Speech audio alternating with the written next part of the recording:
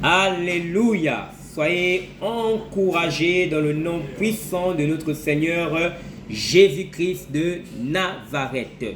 Aujourd'hui particulièrement, nous allons aborder un thème qui fait l'objet d'un livre. Et donc ce matin, nous allons avoir l'occasion de prendre l'entrée. Et lorsque le livre sera terminé, nous aurons le plat de résistance ainsi que le dessert.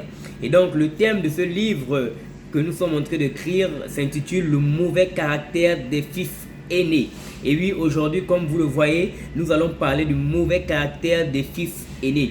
Oui, il est important de parler de ces choses parce que nous constatons dans les Écritures un conflit qui règne entre les fils aînés et les fils cadets. Et en étudiant profondément les différents personnages de la Bible, nous avons ressorti quelques mauvais caractères qui peut être une occasion de chute pour les différentes générations. Qu'est-ce que nous entendons par mauvais? Nous entendons simplement par mauvais ce qui est désagréable, ce qui est hostile, ce qui est déshonorable. Et nous finissons le fils aîné simplement comme celui qui voit le jour en premier, comme celui qui est venu avant les autres frères. C'est ainsi que nous pouvons définir le fils aîné. En d'autres termes, les fils aînés sont ceux-là qui donnent leur vie au Seigneur Jésus avant que d'autres ne puissent les donner. Nous avons dans les Écritures la parabole des hommes que le Seigneur a envoyés travailler dans son champ, et les uns sont venus à 9h, 12h, 13h.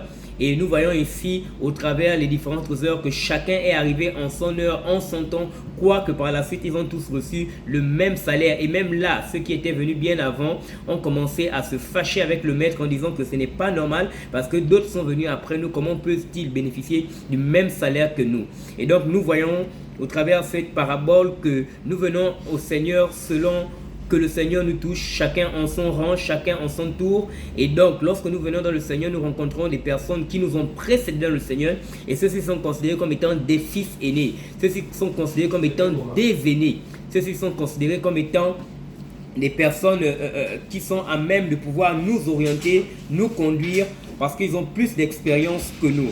Donc, un aîné est celui qui a pour rôle d'encadrer, est celui qui a pour rôle d'accompagner, est celui qui a pour rôle de soutenir, est celui qui a pour rôle de faire en sorte que celui qui vient après lui puisse gagner en temps. Parce que ce qu'il a appris peut-être en 5 ans, il est capable de le transmettre en un seul message et faire gagner ainsi aux générations à venir 5 ans de plus. Malheureusement, nous constatons que dans ce conflit de génération, les fils aînés manifestent parfois des caractères assez difficiles.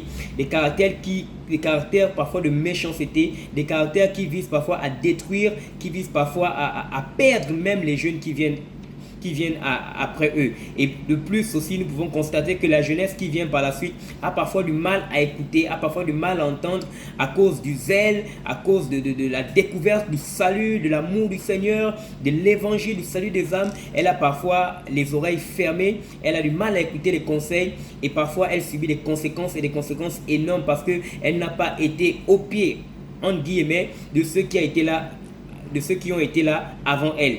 Et donc, c'est de là que naît ce conflit de génération. Mais particulièrement dans notre livre, nous allons nous focaliser sur les mauvais caractères des fils aînés. Et aujourd'hui, nous allons aborder la question de la génération de Ruben, fils aîné de Jacob. Vous savez que Ruben a eu plusieurs fils et une fille.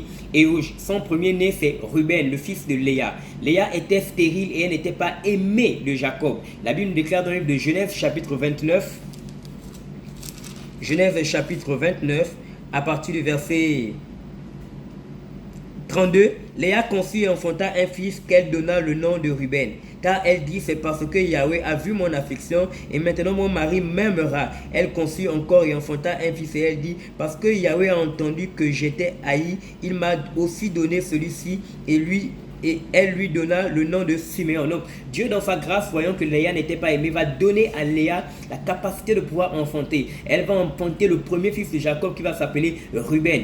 Ruben, la signification de Ruben est simplement celle-ci, voici un fils. Et donc, Léa va dire que par la suite, Jacob va pouvoir l'aimer parce qu'elle a donné un fils à Jacob. Et donc, Ruben était censé être, de par son nom, de par les paroles que déclare Léa, quelqu'un qui était censé faire en sorte que le cœur de son père s'attache davantage à sa mère. Et là, nous voyons dans la destinée de cet enfant une capacité à apporter l'amour, une capacité à apporter la réconciliation. Et Jean-Baptiste, lorsqu'il a vu Jésus venir aux eaux du Jourdain, il a dit « Voici l'agneau ». C'est la même expression que nous retrouvons lorsque nous définissons le nom de Ruben. Voici un fils, voici l'agneau. Quand on dit voici, cela renvoie cela nous fait penser à quelque chose de très... Ça nous donne de nous focaliser et de réaliser l'importance de celui-ci. C'est-à-dire réaliser la dignité de celui-ci, réaliser l'apport de celui-ci. Voici un fils.